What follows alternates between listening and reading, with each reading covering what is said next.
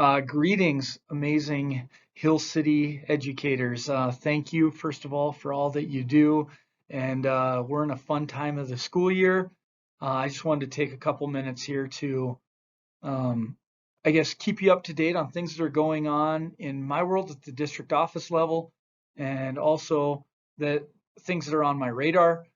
Um, Ideally, it's you need to have a meeting like this, one big group all together, but we have so many different schedules and things going on. I just wanted to, I guess, put a video out that everybody could watch on their own terms and at their own time, and that way the messaging was consistent. So thank you for taking 15 to 20 minutes to watch things that are going on in my world. This slide is our teacher in service agenda for January 12th. You can see we start with some breakfast and we go right into CPR and AED training sponsored by the Hill City Ambulance. Due to the capacity, only certified staff are invited to this training.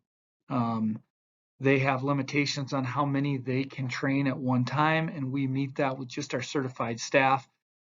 Anyone who takes the CPR and AED training will be officially certified, which is definitely a goal of mine, to have as many people on campus trained as possible.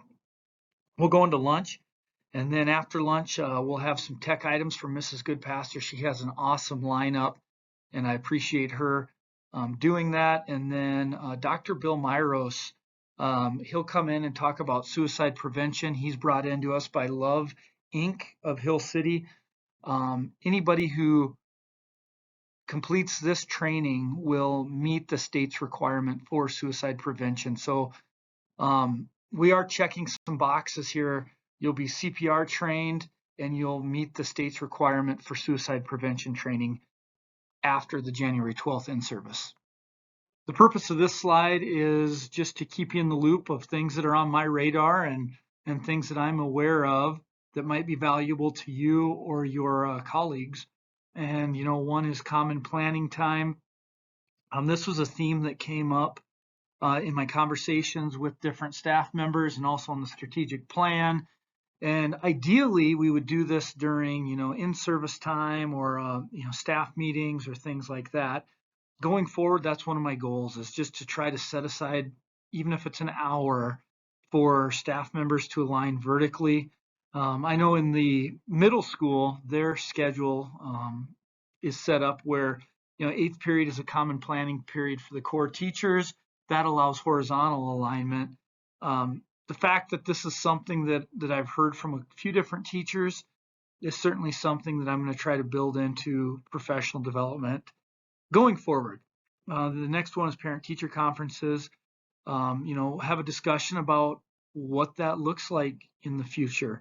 I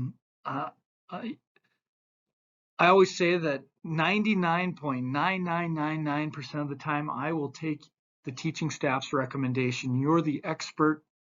You are the gurus. This one item of parent-teacher conferences, though, we really have to bring parents into the fold and see what works best for them and where we can meet them. Currently, we've done it in the evenings for the last 15 years. And our rationale was that the parents said that was the easiest time for them to meet. I'm not opposed to exploring what a daytime conference looks like, or maybe a Saturday conference in the morning or something like that. So this is a conversation that will be ongoing. I'll certainly be putting out survey data. Probably, next year's calendar is already set.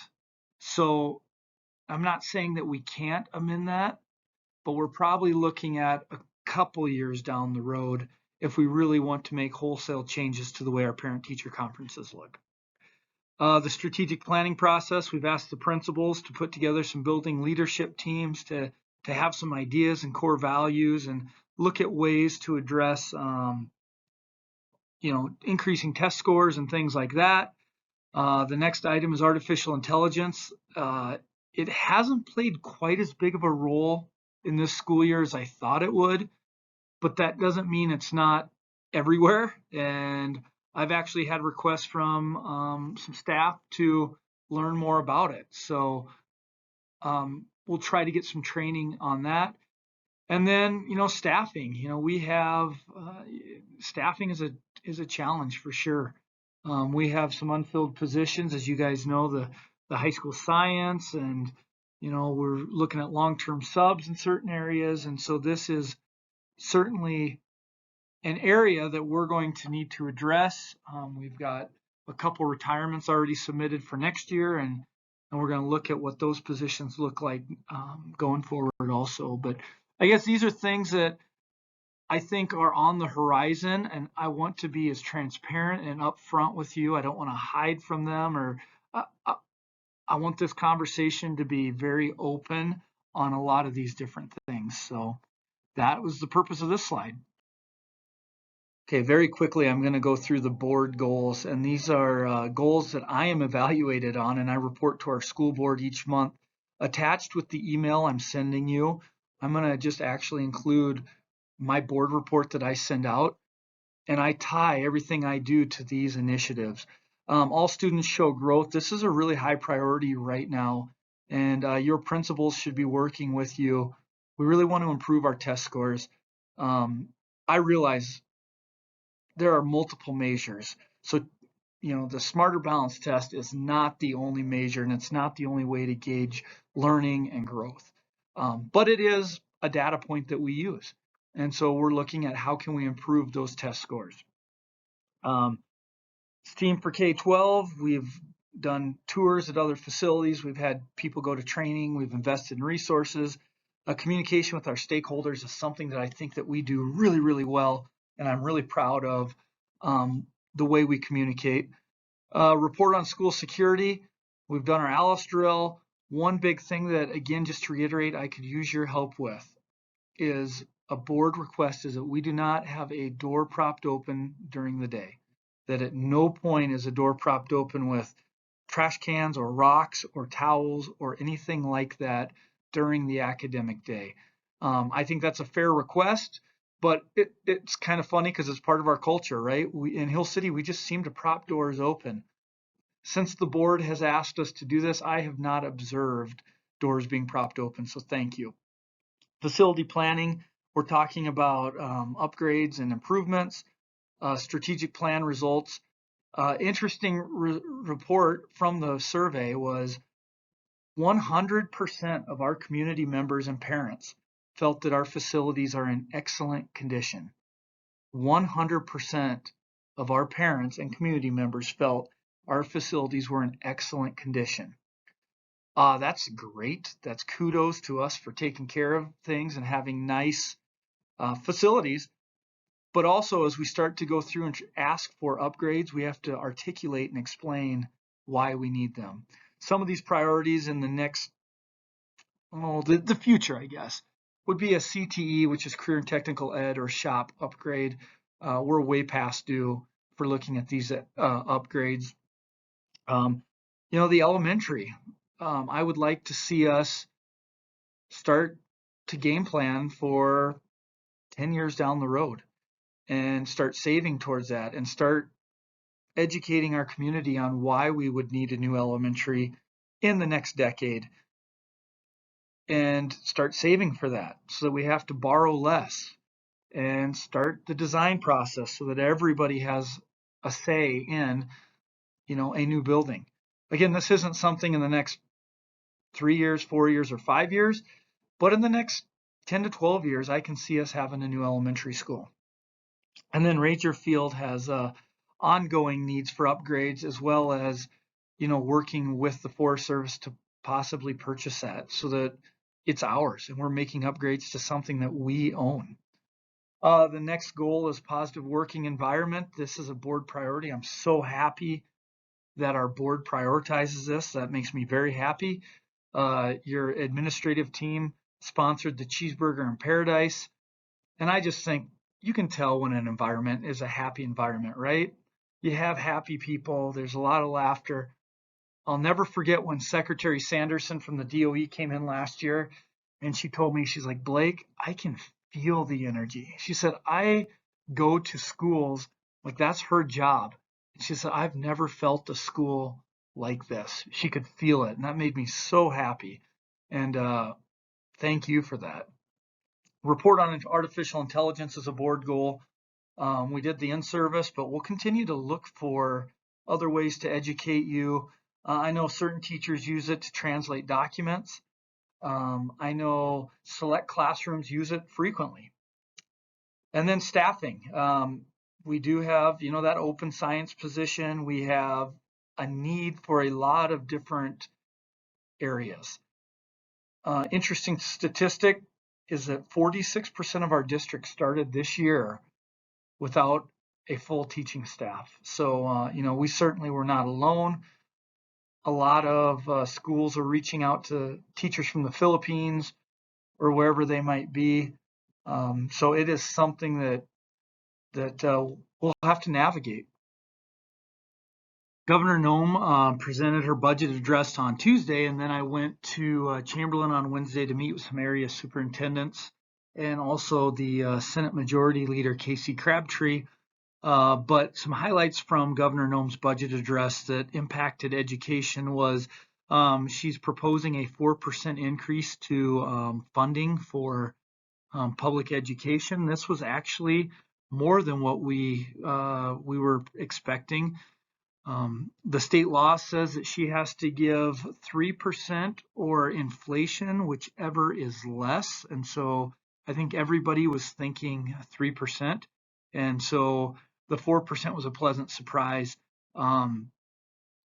As you may know, we don't receive any state aid, so it doesn't directly impact us, but still money towards public education is a good thing.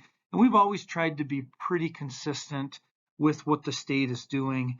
And so I don't know what to expect. I'm not going to speak on behalf of any negotiators or negotiations team, but this is I've been through 4 negotiation cycles, and I'm really proud that, that they've been completed with respect, mutual respect for both parties, and they've been really smooth. As a matter of fact, a couple different times I've had people in that room tell me that it's the smoothest that they've ever done, and so that's a positive when we're both working towards the same thing there.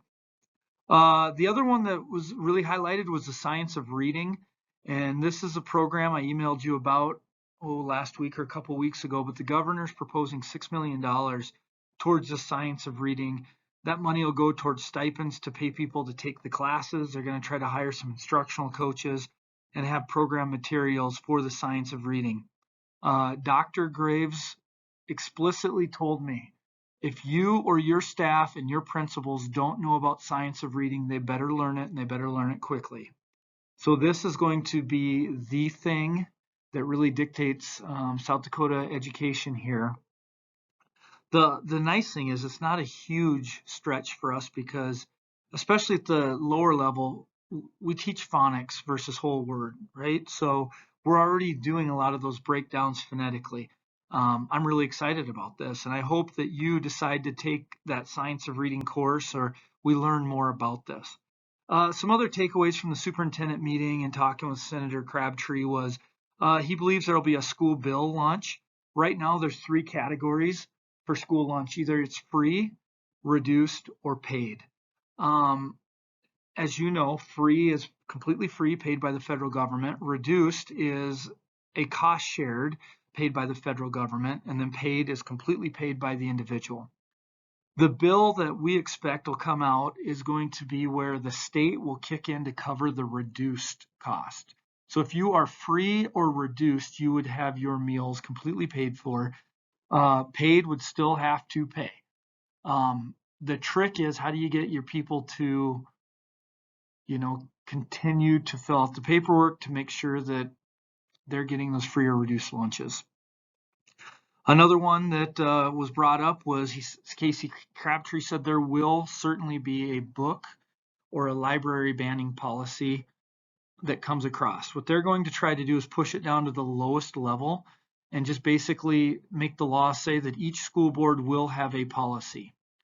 Right now we have a challenged curriculum or a contested curriculum policy, but we don't necessarily have a book banning or a library policy. And we've been lucky. Our constituents have not come to school board meetings and complained about any of our books or our literature yet, but it's happening around the state of South Dakota. And I think that we will certainly, as a school board, look at coming up with a policy of some sort. Next is ACT versus Smarter Balanced. That they believe that there'll be a bill that comes requiring juniors to take the ACT instead of the Smarter Balanced. Our superintendent's group kind of skated this question. Really what we said is we don't want the legislature dictating at all what test we're taking. That should come from the Department of Ed. Legislators aren't experts in education. They maybe are tied to vendors or lobbyists. And the other thing is, while the ACT is something that, is a pretty common assessment that everybody knows about, we've really had a push the last 8 years to send our kids to VOTEC, to the workforce. And the ACT is really geared towards a 4-year academic college. And so we said if they are going to require the ACT, maybe they should include the NCRC or something like that. Just a couple other topics: school choice, better known as voucher bills, which would, essentially pay families to homeschool or provide a voucher to go to a private school. We know for sure that this bill will come, but we think it'll be defeated. Our state senator, majority leader Casey Crabtree, and representative leader Will Mortensen are very pro-education right now, pro-public education, and will work to shut down any of these voucher bills. And we argue that we have school choice already. If a parent wants to homeschool, we allow them to homeschool. If a parent wants to open enroll their kid to Custer or Lead or Rapid, they can do that under the current system, so we don't need a school choice bill. And then finally, preschool is discussed, but very briefly. Mr. Crabtree thought maybe it would be 3 or 4 years before we had anything that would provide universal preschool. Currently, 32 states in the USA do have funded preschool. Mr. Crabtree would like to tie this to a workforce bill, basically stating that if we provide preschool to 4-year-olds and 5-year-olds, that will allow moms and dads to go back into the workforce. And I know it's a risky proposition to tie preschool to childcare because they are very separate things. But if that can get us a preschool that's funded, I think we're willing to at least explore that option. In closing, I just wanted to take a moment to say that I sincerely appreciate you. Too often, I think thank yous come across as not genuine. And, I know in our district we've joked with thanks for all you do. But I, from the bottom of my heart, appreciate you. It's not an easy job. But thank you for what you do for our school and for our kids. So I say it's not an easy job, but it's the greatest job. There is no more noble profession in the world than what you're doing right now. You're planting a seed that, man, you might not know till 10, 15, 20 years down the road, the impact that you made, the life that you changed. So thank you. And it truly is a blessing to be your superintendent. I end every newsletter with this phrase: we're all on the same team with the same goal, and that's the best education for our kids. And you're such a key player in that, and you're so valuable. And so thank you for what you do. And as we approach the end of the first semester and we've got just a handful of days left, stay strong. It's a crazy time, but I really want to wish you a Merry Christmas. And my door is always open. I kind of rush through some of these things, so if you'd like more clarity or more conversation on them, please come see me. But yes, thank you for what you do, and Merry Christmas.